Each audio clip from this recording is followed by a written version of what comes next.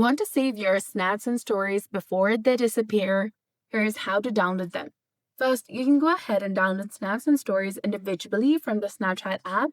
For that, you need to go ahead and open your Snapchat application on your mobile device, log into your specific account, and swipe up or tap on the memories icon, that is two cards below the camera button. Then open the snap that you want to save.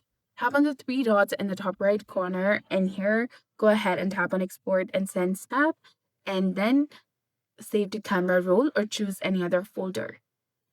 The option 2 is to download all the memories at once.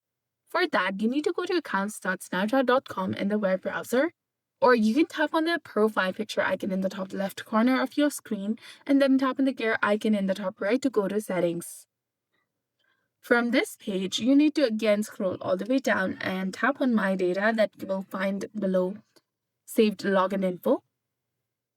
In this page, you need to go ahead and select or include the things that you want to save, as we are looking to export and save our memories, snaps. We're going to just simply toggle the option of export your memories.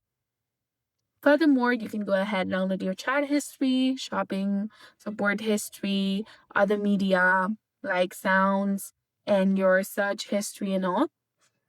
Then go ahead and tap on next.